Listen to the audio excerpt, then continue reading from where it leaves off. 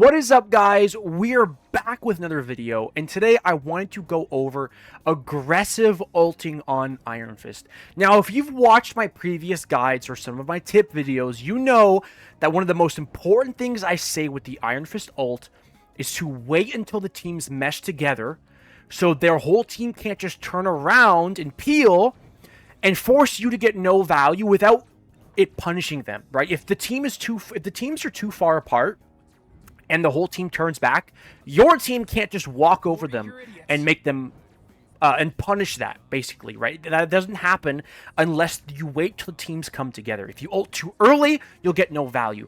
You have to wait till the tanks maybe overextend a little bit, or just some kind of thing that you're waiting for to where you can really extract as much value as possible, because your ultimate is not going to do good if the whole team turns around, unless they all feed your overhealth and then they whiff their shots, which is possible. And also, some team comps can't really peel your ultimate well, but in general, you wait till the teams mesh together.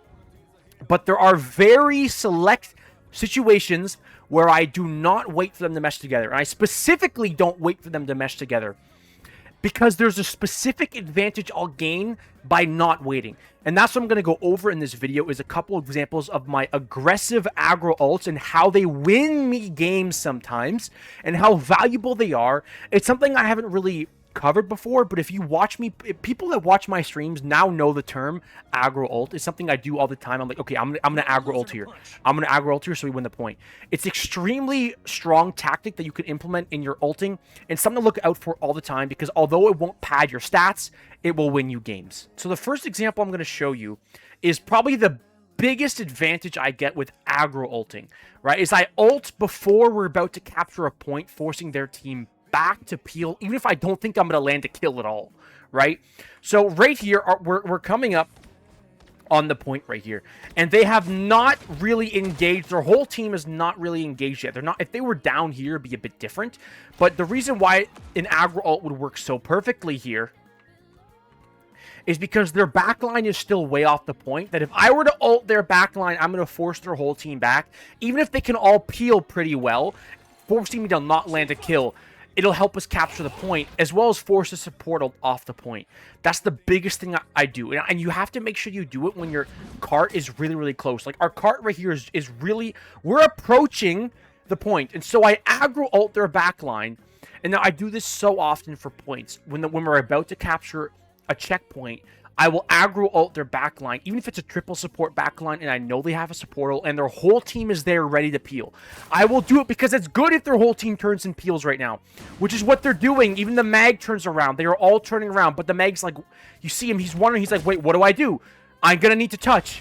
And so then Rocket gets scared and he drops his amp off the point. Did I land a kill? No, I did not land a kill. On paper, this ult did nothing for me. I landed no kills, no picks. But what did I do? Their mag just backed all the way off their point, leaving their Venom alone. And now their Rocket just amped off the point out of fear that one of them was going to get picked and they were going to lose. And bam, just like that, my team, I'm pretty sure the Venom dies here and we win the point. I'm pretty sure. Yeah, we win the point. And so that's the biggest example I can give of aggro ulting. I'm gonna now show you one more example I have, maybe two more. I'm gonna do a bunch of searching. It's hard to find these specific examples, but I have another one I'm gonna show you right now. So this next example of a pretty aggressive ult is because this is actually from the video I uploaded not too long ago, and it's called "This Is Why You Never Surrender." It's on my channel, and I couldn't find the exact VOD game. It took me too long, so I figured I'll just use the video. So, although their team is pretty far back, our teams are not meshed. If you watched my guides before, it's usually great to ult on Iron Fist when the teams are meshed together. The reason why is because then it's a lot harder for the team to just turn back and all of them to walk you down and peel without your team being able to capitalize on that. But in this specific situation, there are a few key things here. Number one, I'm tracking the Luna ult, and I know she's about 20% away, maybe less. She's close. I know she doesn't have it, but she's really close. Now, looking at their healing composition, they're running Ultron Luna, so I know, based off the location of the Luna, I could get a lot of damage and probably kill the Luna, assuming I block the freeze. If I don't block the freeze or she misses the freeze, if she lands her freeze on me, I'll be kind of cooked here. But I know, okay, the Luna's alone. Even if the team peels, they only have an Ultron. They're running Ultron Luna.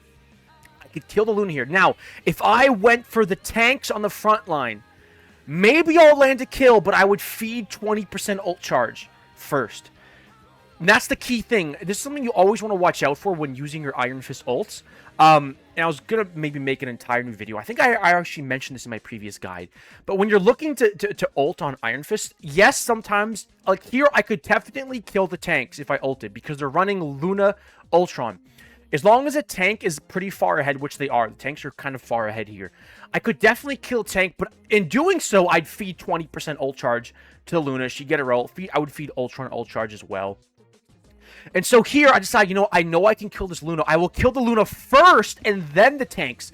So Luna does not have a chance to farm support ult charge. So bam, I go straight for the backline. Obviously, even with the Ultron shields and the drone, it's not enough. And then I go for the tank who's full health. And then I kill him, and the Luna doesn't get free ult charge off this. And so now it was a little bit of a risky ult, right? In the sense that our teams were not meshed together.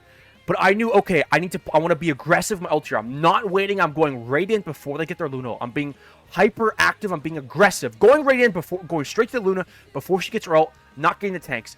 Aggressive ulting. This is another example. It's not as aggressive as some of the other ults I'm going to try to find. I'm going to try to find another example to show you guys. But this is another example of the kind of ults I look for. So here we have yet another example of my aggro ult. So as you can see, we are at 94%. We are about to cap the point. Their team is meshed together off the point. Now, they have two ways they could touch. Jeff could ult, because I know they have both support ults, right? Jeff could ult and ult onto the point for a touch. Or their Phoenix could touch, because I see their Phoenix on the left, and he could basically fly, right? So I know there's a good chance they're going to touch. However, it's not guaranteed. They might not touch. But my thinking here with this aggro ult is they are all meshed together quite far off the point. If I could ult now in their backline, it's going to be very difficult for them to just walk with me doing that, walking to the point. I'm going to force something, and if I do force something, it'll be off the point. The value of what I force will be much less than if I forced it on the point. So as you can see, I go for the Jeff. He ults right away. Bam. Already, his whole puddle is off the point. It's not really going to heal anyone because my team can just walk backwards. They have to push here. They have to push for our point. And then I go for the Luna. And now she's panicking because she gets low and I have my kick too. She knows I could kill her really quickly. And she's like, no, I cannot afford to die here. She also ults off the point. And so does the Hela. I get 3 ults all off the point. Insane value for my Iron Fist ult. All because they don't want to risk dying here because they have to push to the point. So they all panic ult. They all panic ulted off the point. Imagine the value they'd get if Hela was in the open eye area off the point, the very open area, if she ulted inside. Same thing with the Luna. She'd have 10 seconds in the point for her team to fight us. Same thing with the Jeff. If he put his puddle in the point, Luna could have sat in it. Maybe I wouldn't have landed the kill here. I'm sorry, maybe I wouldn't have forced the Luna ult here. Maybe she's on point. She was less likely to do this. But she's scared. She didn't want to lose. She didn't want to lose here, right? And so again, I didn't land any kills. I knew I wasn't going to land any kills unless they decide to hold their ults and just die and lose the round. But again, it's not just about the stats, it's about winning the game.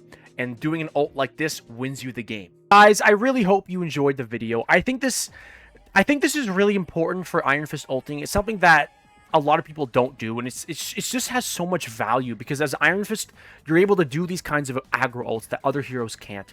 If you're a Punisher, you can't just go to their backline and ult and force them to walk backwards.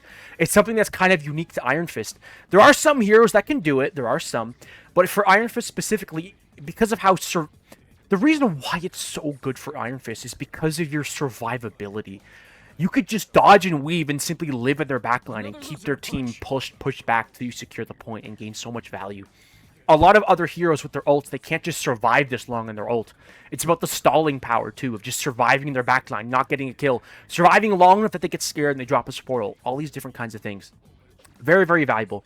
Anyways, guys, hope you enjoyed the video. If you did, please remember to like, subscribe, comment, and turn the bell for notifications so you can see when my next videos come out. As well, check out the Twitch and the Discord.